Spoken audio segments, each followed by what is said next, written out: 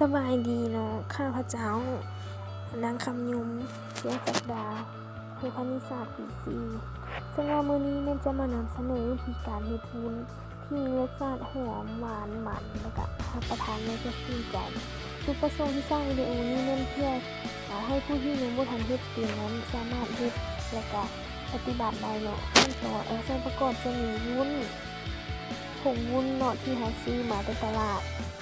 แล้วก็ไข่ไก่น้ำดื่ม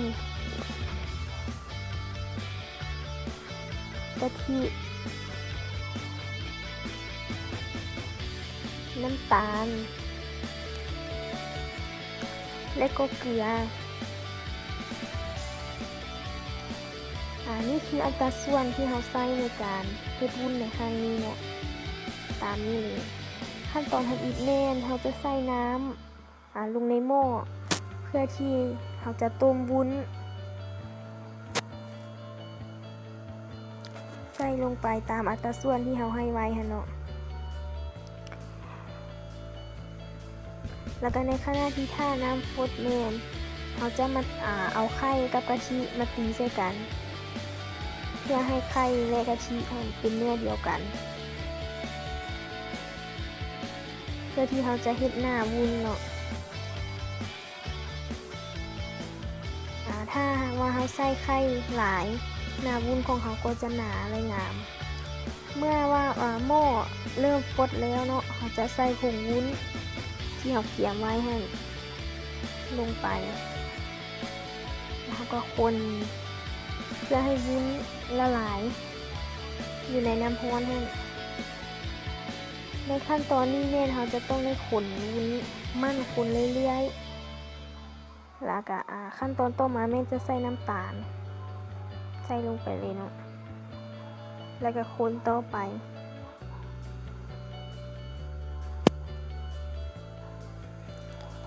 แล้วเมื่อ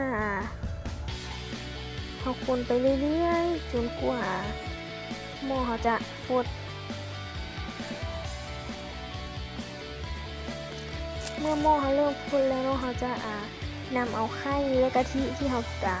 ผสมเข้ากันให้มาต้ม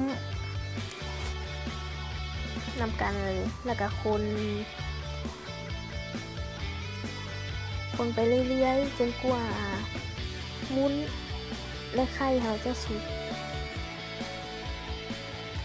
เพื่อที่เขามั่นคนนี่เนาะแม่นเพื่อให้หน้าวุ้นของเราน้ำให้ไข่แตกตัวเนาะถ้าหากว่าเราปะไว้สีไข่มันก็จะเกาะตัวการเป็นก้อนเฮ็ดให้หน้าวุ้นของเราบ่งามแล้วก็บ่เป็นตารับประทานแล้วต่อมาแม่นเราจะใส่เกลือตามปริมาณที่เราให้ไว้แล้วก็คนต่อไปเรื่อยๆเพื่อท่าให้เนื้อฟด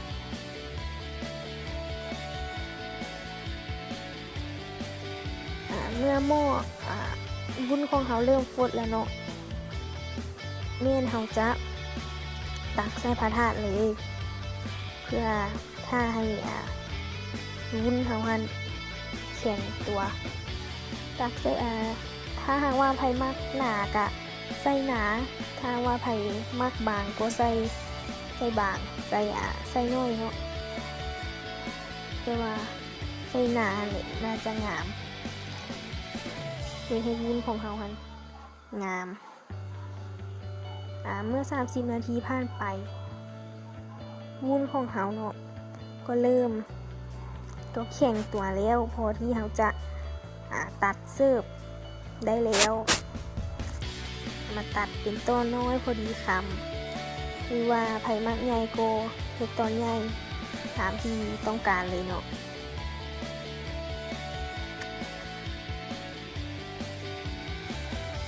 ถ้าเมื่อเขาได้วุ้นแบบนี้แล้วเนาะถ้าว่าจะได้ความสดชื่นเนาะแม่นนำเข้าตู้เย็นบึดนึงแล้วก็จะเฮ็ดให้วุ้นเย็นแล้วก็กินจะมีความสดชื่นที่มีรสชาติหอมหวานมันตามที่จุดประสงค์ที่เขาบอกไว้เนาะ บ่เชื่อกันลองเฮ็ดเบิ่งได้เด้อนี่คือหน้าตาคงบุญที่เฮาได้เนาะจะออกมาเป็นแบบนี้แล้วก็รสชาตินี้แซ่บแน่นอนรับประกันได้เลยถ้าว่าใครต้องการจะเฮ็ดก็เฮ็ดตามสูตรนี้ได้เลยเนาะตามที่ข้าพเจ้าเขียนไว้หั่นขอขอบใจ